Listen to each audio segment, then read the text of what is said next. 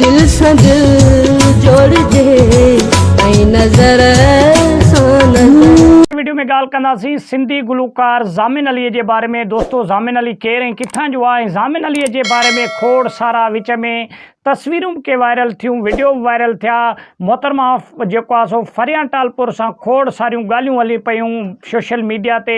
छा इन्हनि ॻाल्हियुनि में हक़ीक़त आहे? छा इन ॻाल्हियुनि में केॾी सचाई आहे? मुकमल तफ़सीली इन वीडियो में ॻाल्हि कंदासीं। दोस्तो हिकु तस्वीर हली रही आहे सोशल मीडिया ते वायरल आहे, त उहा उन तस्वीर में ॿुधायो पियो वञे त मोहतरमा फरियां टालपुर ऐं ज़ामिन अली आहे, लेकिन इहा क़तन न आहे। दोस्तो इन तस्वीर में ज़ामिन अलीअ जी माउ आहे। जॾहिं ज़ामिन अली वञे पियो जेको आहे सो ज़वारी करणु, पोइ उन टाइम ते हिन जी अमड़ भाकुर पाए बोसो ॾेई ज़ामिन अलीअ खे मोकिलाए पियो, त माण्हुनि वरी सोशल मीडिया ते जेको आहे सो ईअं मुख़्तलिफ़ ॻाल्हियूं हलाए ऐं ज़ामिन अलीअ खे बदनाम करण जी कोशिशि कई। दोस्तो ज़ामिन अली 6 सालनि जी उमिरि में गुलूकारी जी तरफ़ क़दम रखियो ऐं ज़ामिन अली हिकु सिंध जो नौजवान ऐं बहितरीनु फ़नकार आहे। उनजो आवाज़ बि बहितरीनु आहे। दोस्तो ज़ामिन अली हैदराबाद जो रहाकू आहे ऐं ज़ामिन अलीअ जो चाचो दोस्तो हिकु गुलूकार हुयो ऐं उन खां अलावा ज़ामिन अलीअ जे ख़ानदान में ॿिया बि के चंद अफ़राद हुया जेके ॻाइण वॼाइण ऐं ढोलक नवाज़ीअ में उन्हनि जो तालुक़ु हुयो। त दोस्तो